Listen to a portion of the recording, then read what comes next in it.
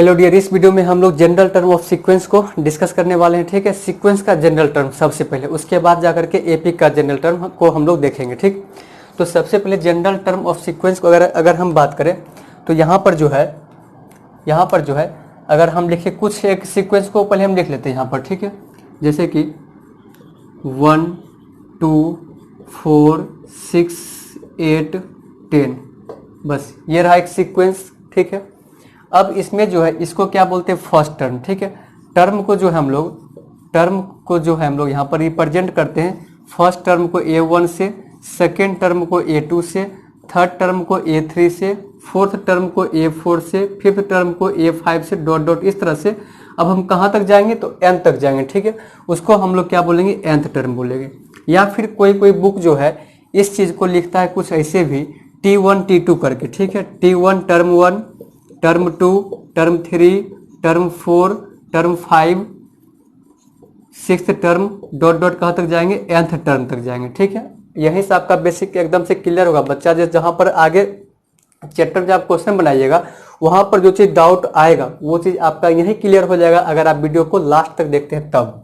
ठीक है, इस तरह से इसको हम लोग क्या बोलते हैं, nth टर्म, इसको क्या बोलते हैं, nth टर्म बोलते हैं। ठीक है, मतलब कहाँ तक जा रहे हैं सो नहीं पता है। ठीक है, बट अगर हम बात करें यहाँ का, इसको क्या बोलेंगे, सिक्स्थ टर्म बोलेंगे, इसको क्या बोलेंगे, फिफ्थ टर्म बोलेंगे।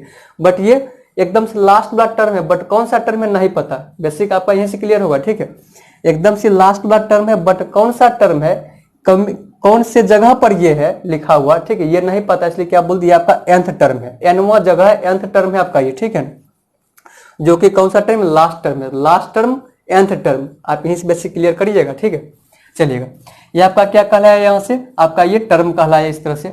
अब यहाँ पर अगर हम जनरल टर्म का बात करें तो जनरल टर्म कहने का मतलब ये हुआ, ये जो आपका सीक्वेंस है ये किस पैटर्न को फॉलो कर रहा है, ये किस पैटर्न को फॉलो कर रहा है, उसी बात को हम लोग यहाँ पर मैथमेटिकली फॉर्म में लिखेंगे। ठीक है, ये किस पैटर्न को फॉलो कर रहा है या फिर किस रूल को फॉलो कर रहा है, उसी बात को हम लोग यहाँ पर क्या कैसे लिखेंगे, मैथमेटिकली फॉर्म में लिखेंगे। ठीक है, तो मैथमेटिकली फॉर्म में इस चीज को कैसे लिखेंगे, सबसे पहले आपको यहाँ पर यह पता करना होगा ये किस पैटर्न को फॉलो कर रहा है। ठीक है, सबसे पहले आपको यहाँ पर यह पता करना हो ये जो सीक्वेंस आपका, ये सीक्वेंस किस पैटर्न को फॉलो कर रहा है। सर इसके पहले आप बताए थे यहाँ पर जो लिखा हुआ है, या फिर आप अपना भी दिमाग अगर लगाते हैं तो सर ये 1 जो है सो 1 का स्क्वायर है, ये 2 जो सॉरी यहाँ पर 2 नहीं होना चाहिए, 2 होना चाहिए क्या, यहाँ पर 2 नहीं होना चाहिए, बल्कि यहाँ पर होना चाहिए कितना,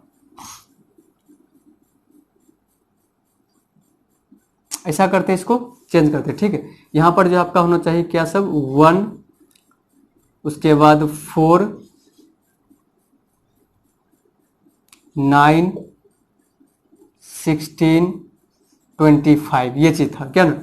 चलिएगा, ये जो आपका ये जो है आपका सीक्वेंस वो ये किस पैटर्न को फॉलो कर रहा है, तो सर ये जो है सो 1 का स्क्वायर है, ये जो है सो 2 का स्क्वायर है, ये जो है सो 3 का स्क्वायर है, ये 4 का स्क्वायर है और ये 5 का स्क्वायर है। ठीक है, यहाँ तक ये पैटर्न आपको पता चल गया। अब इसी पैटर्न को जो है समेट करके लिखना होगा किसमें, जनरल फॉर्म, मैथमेटिकली फॉर्म। कैसे लिखा है इसको देखिएगा, यहाँ पर ये स्क्वायर हो रहा है, सो किसका स्क्वायर हो रहा है, क्या ये कोई इवन नंबर का स्क्वायर हो रहा है, क्या ये कोई ऑड नंबर का स्क्वायर हो रहा है, या फिर क्या ये कोई जो है आपका क्या बोलते हैं नेचुरल नंबर का स्क्वायर हो रहा है। सर ये जो आपका कॉन्स्टिट्यूटिव नेचुरल नंबर का स्क्वायर हो रहा है। ठीक है, तो यहाँ पर क्या करते हैं ना कि n से, ठीक है, n फॉर नेचुरल नंबर, इस n से जो है, ठीक है, इस n से जो हम लोग 1 2 3 को रिप्रेजेंट करते हैं, 1 2 3 4 5 डॉट डॉट रिप्रेजेंट कर दिए।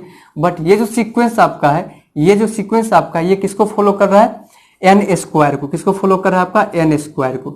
ये जो है आपका किसको फॉलो कर रहा है, n स्क्वायर को फॉलो कर रहा है। ठीक है, अब यहाँ पर जनरल टर्म को हम लोग रिप्रेजेंट किससे करेंगे, tn से या फिर an से। यहाँ पर देखिएगा an या फिर tn, जहां तक हम लोग को जाना है यहाँ पर। ठीक है, an या फिर tn, क्या लिखते हैं यहाँ पर, tn ही लिखते हैं, क्या लिखते हैं यहाँ पर, tn।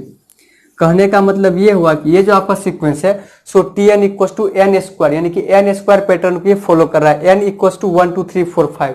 अब आप फिर से समझिएगा, एकदम से आपको क्लियर हो जाएगा अब। ठीक है, अगर n के जगह पर, अगर आप n के जगह पर 1 रखते हैं, ठीक है, n के जगह क्या रखते हैं आप, 1 रखते हैं, तो आपका यहाँ पर जो है t1 जो मिलेगा, t1 मीन्स क्या, फर्स्ट टर्म वो क्या मिलेगा, 1 का स्क्वायर मीन्स 1 मिलेगा t1। चलिएगा, n इक्वल टू 2 रखते हैं इस फॉर्म में आप n इक्वल टू 2 रखते हैं तो T2 आपको क्या मिलेगा, n का स्क्वायर मीन्स क्या 2 का स्क्वायर इक्वल टू 4 मिलेगा। n इक्वल टू यदि आप 3 रखते हैं तो T3 आपको क्या मिलेगा, यहाँ से 3 का स्क्वायर इक्वल टू 9 मिलेगा। n इक्वल टू अगर आप 4 रखते हैं तो T4 आपको क्या मिलेगा, यहाँ से 4 का स्क्वायर इक्वल टू 16 मिलेगा। स्क्वायर देखें ना, स्क्वायर सब में फिक्स है, चेंज क्या हो रहा है 1 2 3 4 5, वहाँ उसको हम लोग क्या बोल दिए, n बोल दिए। किस हिसाब से सर, ये नेचुरल नंबर इस हिसाब से, ठीक है। n इक्वल टू अगर आप 5 पुट करते हैं तो T5 आपको क्या मिलेगा, 5 का स्क्वायर दैट इज 25। अब देखिए तो आपके ऊपर वहाँ से सीक्वेंस जो आपको दिख रहा है वो उसमें जो ये सब नंबर दिख रहा है क्या, 1 4 9 16 25, यही सब नंबर इसमें दिख रहा है क्या, यह सब दिख रहा है।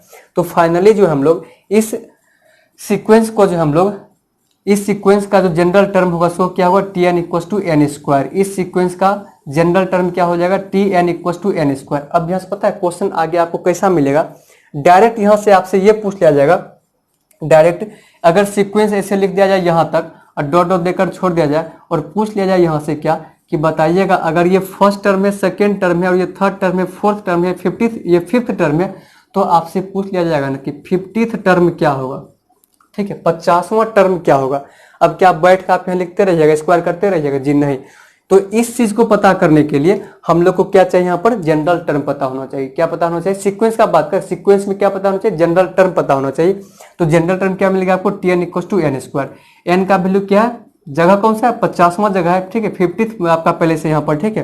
तो T50 इक्वल टू क्या लिखेंगे, T50 इक्वल टू 50 का स्क्वायर क्या हो जाएगा, 50 का स्क्वायर हो जाएगा दैट इज 2500 आएगा। क्या आएगा आपका 2500, यानी कि 50वीं जगह पर आपको क्या आएगा, क्या कितना आएगा आपका 2500 आएगा। यही आपका क्या था, जनरल टर्म ऑफ सीक्वेंस। तो सीक्वेंस का अगर आप जनरल टर्म पता कर ले पा रहे हैं तो हम लोग अरिथमेटिक प्रोग्रेशन का भी जनरल टर्म पता करके वहां से भी first term second term find out कर सकते हैं बिना किसी कष्ट का। वहां पर तो और भी आसान हो जाए, यदि आप इतना पर यहाँ यदि आप यहाँ ये समझ गए हैं तो अरिथमेटिक प्रोग्रेशन में जो जनरल टर्म हो या फिर कोई सा भी प्लेस का आपको अगर आपको वैल्यू पता करना तो वो और भी आसान है, इससे भी आपको आसान। यहाँ पर तो आपको जनरल टर्म पता करना होता है बट वहां पर पता भी नहीं करना पड़ता, ठीक है, किसी किसी क्वेश्चन पता करना पड़ता है, ठीक। तो फाइनली हम लोग इस वीडियो में बस इतना ही रहने देते हैं। नेक्स्ट वीडियो में हम लोग जो है क्या करेंगे, अरिथमेटिक प्रोग्रेशन का जो है क्या कहते हैं जनरल टर्म को देखेंगे, उसी टर्म को देखेंगे, कॉमन डिफरेंस क्या होता है सो देखेंगे। चलिएगा।